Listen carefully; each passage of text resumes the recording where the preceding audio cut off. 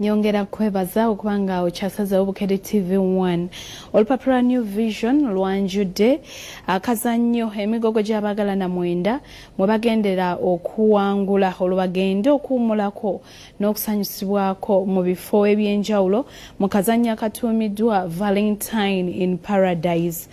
Omusunsuzi ow'emboozi z'abagalana n'emboozi ez'omukwano asabye abantu okugula olupapula luno olwa New Vision okusobola okuwangula.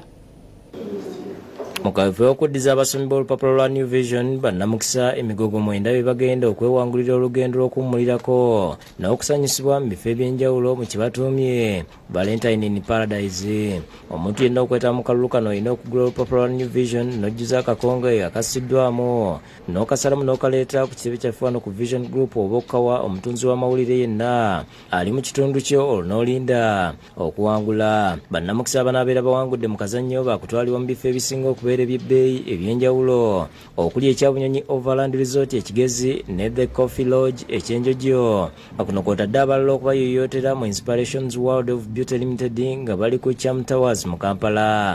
Tulabye kino ekyokolagana ne New Vision ng'omukisa okulaba nti okwagalana kwammwe tukwongerako ng'abaagalana abaami n'abakyala abeeyagala abatanatuuka kubeera baami n'abakyala naye nga bali mu lugendo olwo mu families banganda ab'emikwano. Emigogo gy'abaagalana 3 gyakumala ebiro 2 ebunyonyi ate emirala 2 gimala ebiro 2 ku Coffee Lodge so nga ate emigogo gy'abannamukisa 4 gy'egyokuyoyootebwa mu Inspirations World of Beauty. Twagala kutwala abaagalana 3, that is omusajja n'omukazi, so 3 abo be 6 tugenda nabo ebunyonyi Overland Resort kino kisangibwa ekigezi babeereyo ennaku 2 banyumirwe nga tebalina kye basatudde nga bali kuseeteza New Vision. Wajja kubaawo okuzannya akalulu era bannamukisa beewangulire ng'omu kubakuliddemu enteekateeka eno mu New Vision Hilala alina omugisha bw'annyonnyola. Sobola kugendayo so tujja kukola akalulu, tujja kubateeka mu kalulu tujjemu kapo zaabo benkugambye tujja kufuna omukalulu ako tujja kufuna kapozi 9 kapozi 9 be bantu 18 abanaawangula okugenda mu Valentine's Day. Agambye nti ekibakozeseza kino kwe kwagala okuddiza ku bakasitoma abaffe abasomye olupapula lwa New Vision okumala ebbanga. Twagala kusanyuka nammwe ku lunaku lw'abaagalana olwa Valentine's Day. Olunaku luno twagala kubeera nammwe nga mulunyumirwa. Abavujjirizi b'enteekateeka eno okuli abaabunyonyi Overland Resort ekigezi ne The Coffee Lodge ekyenjogyo n'aba Inspirations World of Beauty Limited bannyonnyoddwa lwaki beegasse ku New Vision okuteeka Valentine in Paradise. Tujja kuba tuwaniriza abaagalana abagenda okuwangula mweno campaign. Mujja kuba mulina omukisa okubeera wamu naffe mu Bunyonyi Overland Resort. Mujja kuba nga mulaba ennyanja ne mulaba ku bunyonyi ne muwulira ku mpewo ey'enjawulo ne muwulira farm experience kwegamba abasinga mukyakalira nnyo mu kibuga naye kati muddeekokko mu kyalo mwejjukanyeemu ku embeera y'omu kyalo. David Tamale yakusakidde gweno ku Obukede TV.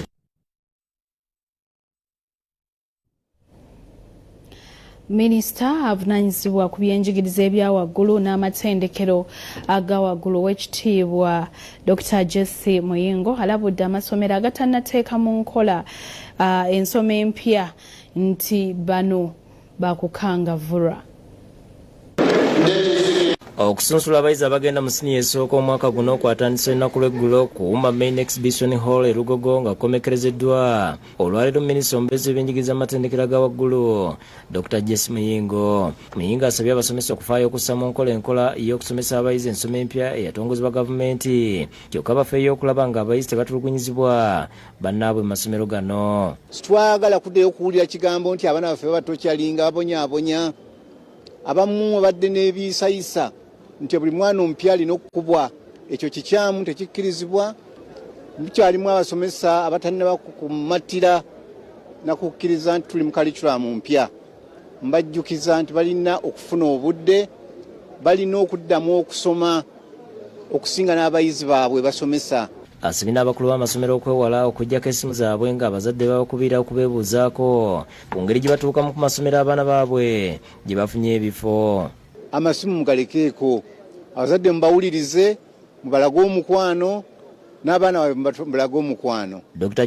Egawo ssentebe w'akakiiko akasunsula abayizi mu minisitule y'ebyenjigiriza agamba nti abayizi 7,142 be basuubirwa okuyingira siniya esooka mu masomero ageetabye mu kusunsula kuno okwetabiddwamu amasomero ga gavumenti 1,390 mulimu n'ag'obwannannyini 1,976. Honourable Minister, a total of 714,702 students are expected to be blessed in senior 1 through this exercise. Naye akalaatidde abasomesa okwewala omuze ogw'okuggyako amasimu ng'abazadde balina bye babeebuuzaako. Don't hide away from them. This is the problem that we have had during this time. Head teachers put off their phones. Just put yourself in the position of the parent as well. Dr. Egawo yeetondedde bonna abeetabye mu kusunsula kuno olwa UNEB okulwawo okuleeta enkalala ku basunsulidde abayizi era abasabye nti ng'okusunsula kuwedde bulungi okuzzaayo bye basazeewo nga 31 omwezi ogwokusatu omwaka guno. So that we are also able to do the follow-up exercises after that, which we are going to do. Ssentebe w'ekibiina omwegattira abakulira amasomero ga gavumenti aga siniya Brother Mugabo Augustine alabudde abasomesa abagenda mu disitulikiti ez'enjawulo nga banoonya amasomero agasitula obulungi okukikomya bunnambiro. Disitulikiti ezisinga waliwo kye bayita weegi tezirina ssente za kusasula abasomesa.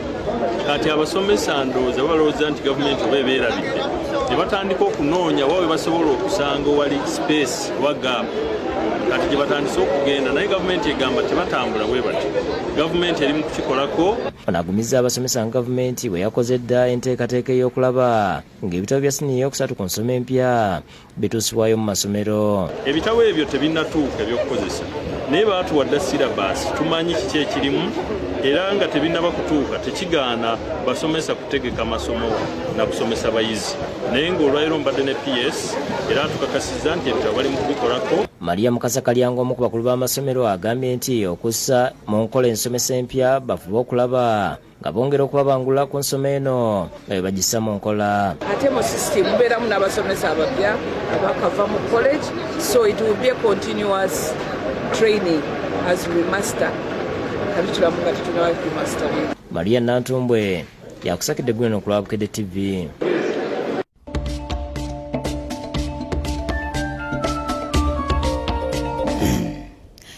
Katugende mu kitundu kyaffe ekisembayo oluvannyuma tugende mu by'emizannyo. Supreme Mufti Sheikh Muhammad Galabuzi alidde mu ttama n'ayatulira abakungu mu gavumenti okwekkiriranya n'abo abeenyigira mu buli obw'enguzi. Okwogera bino abadde ku mukolo ssentebe wa NRM Kalungu Hajj Twaha Kiganda Sonko kwe yeebaliza Katonda olw'okumaliriza emisomo n'afuna diguli ye ey'okubiri. Supreme Mufti Sheikh Muhammad Galabuzi akangudde ku ddoboozi n'atulira abakungu mu gavumenti wakati bakomye okubikiriranga banaawe ababbi. Sheikh Galabuzi ategeeza nti enguzi obukumpanya n'obubbi byanjawulo ne byonna ababyenyigiramu bateeka kuvumirirwa nnyo. Njagala nisa sempija ekintu mukijje mu nguzi mugaye tulina ababbi oba oli abo bantu beneddako kubanga kino ekyenguzi kibanga ekisingibwa akazigo. Bino Sheikh Galabuzi abyatulidde ku mukolo ogwa ssentebe wa NRM Kalungu Hajj Twaha Kiganda Sonko ajja kuliza okufuna diguli ey'okubiri. Sheikh Galabuzi atumye minisita Ssempijja nti agambye ku bali mu gavumenti batuukirize nga ababbi ababalimu. Kitamukangavvula n'aviirawo ddala n'agenda akola ku birala aye ne muleeta abalo oba oli abanajja banaaba bamanya nti bwe nnakozesa ebintu by'eggwanga bubi ekinaddirira kiyinza obutaba kirungi. Omukolo gubadde waabwe Kabale bukozi mu Bukulula mu Kalongo ajaguliza ne mutabani we ne mwannyina gwetabiddwako n'emiti y'okuyinda Vincent Wamaka Kisempijja ne minisita emizi w'amazzi Aisha Sekende. Abaana okutuuka ku bitiibwa nga bino bazadde baffe abasinga abaasowuka naddala mu Busiraamu obwo baasalanga akiika ne basabira abaana baabwe. Ye Hajji Kiganda Sonko yeebazizza bazadde be era ng'akwasisa nnyina Sala Nantabye emmotoka gy'amugulidde. Ate bategeere ekirabo. Asuubiza kitaawo kumuzaala Emeka ne Madiina. Taata ekirabo kyo omwaka guno ngenda kutwala Makka. Yakulira ofisi ya ssentebe wa NRM mu ggwanga Adija Namyalo alabudde abazadde ku basajja abasobola okukwana bola n'abakazi balyoke babawe emirimu. Kibi nnyo okubeera nga omwana bamutegeerera butegeereza nga teyeetegeerera ne bw'oba beno gye tubeera nti otandika ekintu ng'okozesezza bongo taddemu amagezi kati abo abaana abaazannyanga mu kiraasi be bajja mu kukopperera okwonoona ekyo kye babadde basanzeewo. Ne Minisita Ssempijja ali ku bubaka bw'awadde. Oyo akaddiye niyo bwakaddiye ekyo kitegeeza ki tubuulire ku ekimugenda okukola ki otukolera. Ate abasiraamu bakuŋŋaanidde ku kyalo Nkuuke emaze kwokera muddu wa Haji Elias Daira agambibwa okuba yattibwa mu kyodo oluvannyuma n'amuwanika ku muguwa. Sheikh Yasin Nsira avunaanyizibwa okusitula embeera z'abasiraamu e Masaka gy'asisi n'asaba abakkiriza okuwala okwemalamu olw'ebintu by'ensi. Lahumul qulub, Allah yabawa emitima la yafkahuna biha, abantu tebalina magezi gategeera. Omutima lwaki togutegeeza? Naye kino kyenkola kituufu oba kikyamu? Ye Sheikh Issa Nsubuga wanjagidde abasiraamu banne beewala okusosola. Tujjewo okusosolegana mu madiini, oba oli mukatuliki muganda wo newaba kitaawo nga ye Yosefu ye kitaawo, togenda kufuna Muhammadi nga si kitaawo. Wallahi tuleme kutunulira byanfuna. Ekyattaddayibaza yali hakki ye gye yeepakasiza. Eyo nga tuvuddeyo abasiraamu b'omu disitulikiti ey'Ekyankwanzi bakuŋŋaanye mu bungi okulayiza Supreme Kadhi Sheikh Sulaiman Kiwanuka. Omukolo gukoleddwa amyuka Supreme Mufti asooka Sheikh Ibrahim Ntanda n'amukuutira okubeera omwerufu.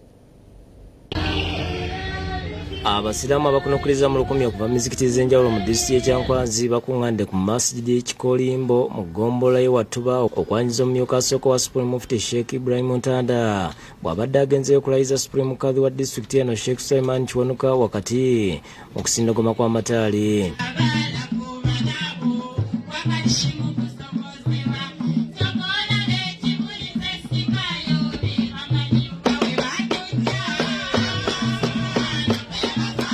Sheikh Ntanda abadde awerekeddwako ssaabawandiisi mu ofiisi ya Supreme Mufti Sheikh Twa mu biruka ezaala ne bamasheeka abalala bangi. Omugenyi omukulu abadde minisita w'ebyamasannyalaze n'obugagga obw'ensibo Ruth Nankabirwa. Nkakasa nti nja okulembera obusiraamu n'abasiraamu. Sheikh Kiwanuka alayiziddwa ne yeeyama okugatta abasiraamu mu kitundu kino okutumbula ebyenjigiriza n'enkulaakulana.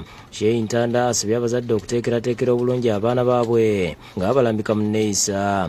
Ebintu bingi ebireeteddwa mu ggwanga ebiyingidde mu ggwanga lyaffe, empisa ezitali zaffe, naye tugezeeko okukuuma abaana baffe n'okubalaga ekituufu. Akuutidde Sheikh Kiwanuka okukulembeza obwerufu n'okukuuma eby'obugagga by'obusiraamu. Nsaba bakulembere mu mwoyo mulungi, mu bwerufu era ng'ogoberera ennono z'obujjajja mu gavumenti yaffe ey'ekibuli. Sheikh ezaala alaze ensonga obukulembeze bw'ekibuli ze bwesigamyeko okutumbula obusiraamu mu mwaka guno. Sooka yeddaawa kuwola abantu ku ddyo ly'obusiraamu, kweyisa obulungi, kuuma ebintu by'obusiraamu, kuvaamu empisa embi, kuva mu kutunda ebintu, eyo ddaawa. N'agamba naye ate nja kusosowaza nnyo ebyenjigiriza. Ekintu ekyo ekirala kyeyateekako nnyo essira kyali kya byabulamu.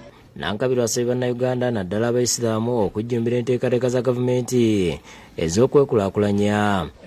Waliwo gavumenti programs ezijja parish development model musosolwa ebyo nze bye mba njagala okuwulira tensimbi nga zizze ku parish ffe batusosola tebaagala tuwa awo wennyingiriramu kubanga ensimbi ziba zijjidde ffenna. Ensimbi z'emyoga abavubuka abasiraamu bamanyi ekigenda maaso oba basuulayo gwa naggamba. Awadde Sheikh Kiwanuka ekirabo eky'okumusasulira okugenda okukola hijja. Nze nga ngabana era ojja kugenda inshallah.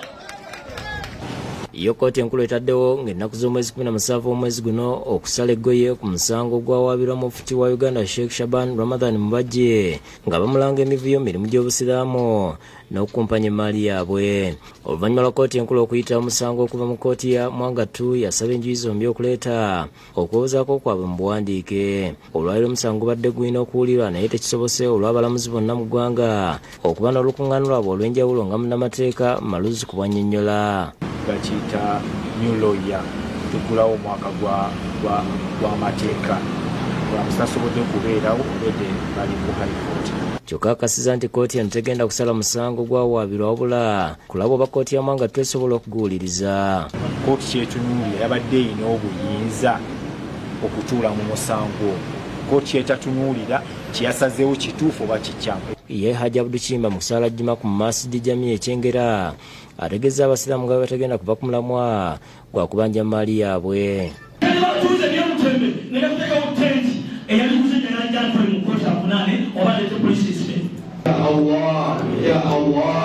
Oluvannyuma abasiraamu balombeddwa Allah okuwa ababanja emaali y'obusiraamu amaanyi basobole okuwangula.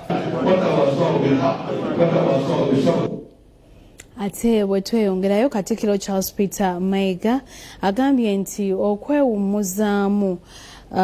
okwewummuza omugendera okuyimba kati mulimu ddala omuva ensimbi ng'emirimu emirala gyonna n'olwekyo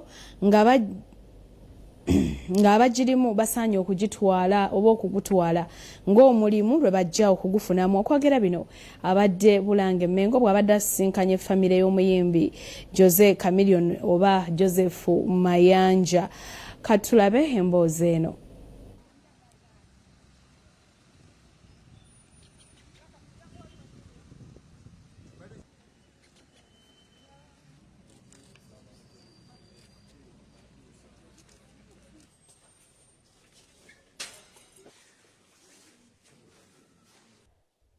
Katikkiro wa Buganda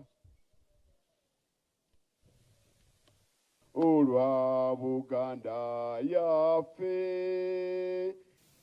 naddala nga akutte bendera kakati ye Jose Chameleon. Sooka nkwebaza emyaka gy'omaze mu kisaawe eky'okuyimba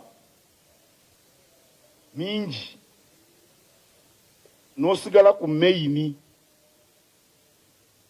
Si kyangu okubanga otambuza ekitone n'osigala ku meyini okumala ebbanga eggwanvu,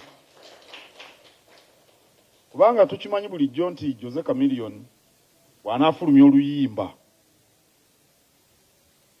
emirundi gyonna, awo nno bw'oba n'ekitone n'okyeyambisa tekiganyulwa ggwe wekka, kiganyula eggwanga. Era nze njagala kukugumya bugumya mu mulimu gw'okola, ogutwale mu maaso, gwe gukuzimbe naye naffe ffenna tukulyeko. Sapooti yonna gye tuyina tugisubira mu bakyala abasuubira okuba nti omanyi abakyala babagamba nnyo nti olina okusigala eka bbaawo akutegeere kolerere akola ta.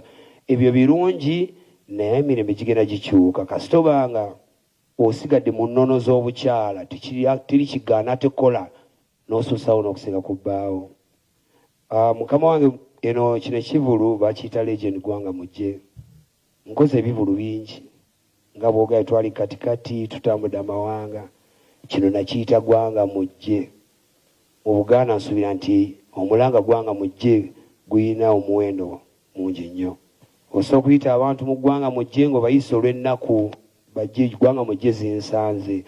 Naye ono eggwanga mujje mpisa abantu balabe bwe tufaanana, balabe tukola emirimu gyaffe, balabe Obuganda bwe buyimiridde. Taata nze ni musajja Muganda, sijja kumalya budde kutambula naye kasita otegedde ndikojjaawo njanyimirye mu kitiibwa kya Buganda, nyime mu kitiibwa kya Uganda, nyime mu kitiibwa ky'amawanga gonna mikwano gyaffe.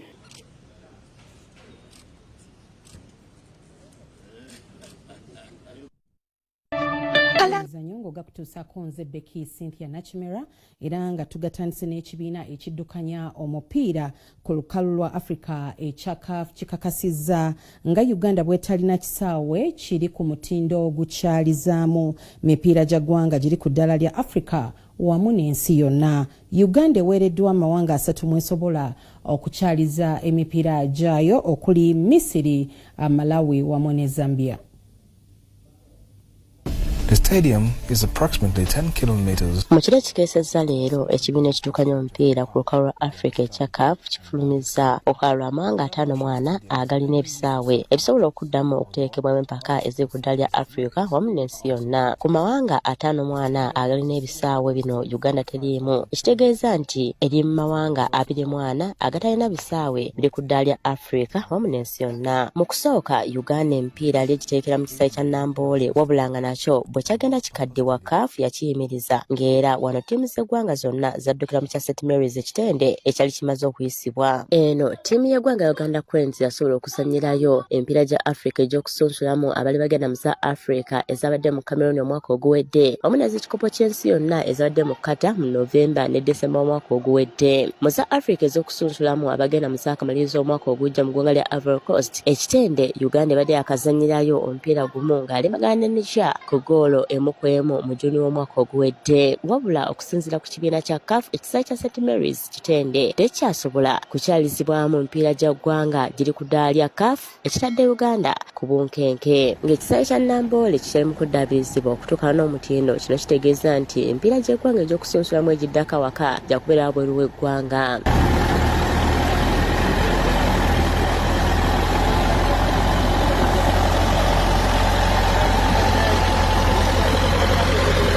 Uganda eweereddwa amawanga 3 okusobola okulondako wowe yagala okukyaliza empiira gyayo nga kuno kuliko Misiri, Zambia ne Malawi. But there are certain things that must be basic. If they are there, football can continue as work continues.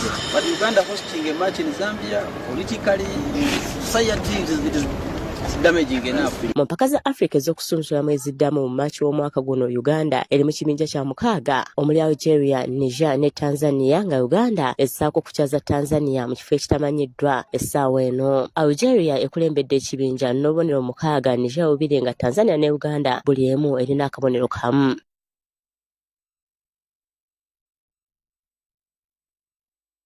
Ye Munnayuganda omukubi w'ebikonde by'ensimbi Yusuf Babu ali mu kwetegekera nnowanaze eziddako ng'ezisinga zigenda kubeera wabweru w'eggwanga.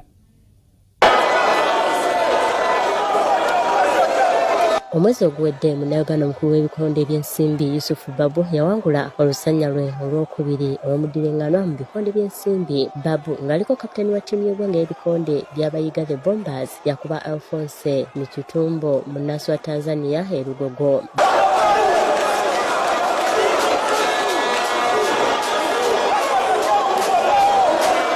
Babu ng'amaze okumega Alphonse yazzeeyo mu kutendekebwa naye yateekera olulala lwe oluddako ne munnansi wa South Africa. Sina budde buwummula kubanga nina ennwana ze bantegekera e South Africa eyo. Bakama bange 12 sports rounds bakyali mu nteeseganya. Tulina ennwana ze tusuubira mu maaso awo okubeera nga twanjulira eggwanga Uganda. Ezimu zigenda beera Tanzania, endala zigenda beera South Africa. Ne wano ku butaka wennyini ewaka tulina ennwana ze neetegekera. So sina budde buwummula kubanga abasajja bengenda okukwatagana nabo ba champion already. Olwana luno lwakubeera mu ggwanga lya South Africa ng'okutendekebwa kwa Babu akolera mu jjimu ya Koba Kwerulya.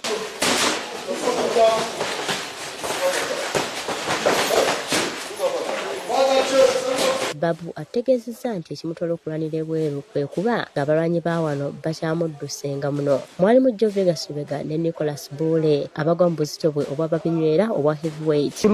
Tunuulira aba champion ba Africa na kwongera ku points zange za box rate kubanga kati ba opponent abandibadde wano e Uganda yandibadde Joe Vegas Lubega ne Nicholas Bule naye ate baatya babeere boogerera mu bukukulu. So kati tunuulire fight z'awabweru kubanga zenda bakuba abe wabweru bena bengendo zanya ba champion ate bali rank kibulungi ku box rate. Atendeka Yusufu Babu Lawrence Kalyango omumativu nti singa Babu ayongera amaanyi mu kutendekebwa ate wakusingako ne bwali kati. Twamumanya twogera naye nsobola nti onofokasinga ku training kuba ebirungi biri mu maaso. So that's why twogera naye yane kati muntu asinga okwagala yate ne muntu omusooka mu jibu. Twamugamba gwe omuzannyo gw'ebikono bwe gulina okufuula kyoli kuba already oli champion tojja kuba champion nga to training. So tukoma ku training kyokka n'okwogera naye ng'omuntu. Olwana Yusufu Babu olwasooka mu bikondi by'ensimbi yakuba Harrison Muhumuza erugogo.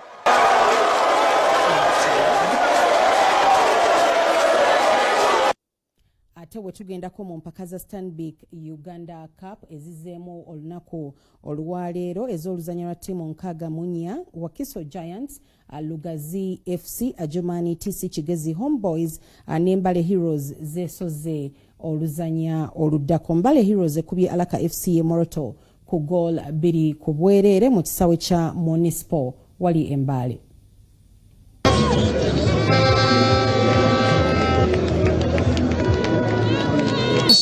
For Fadden Samba, could be Mbale Heroes, takes it away!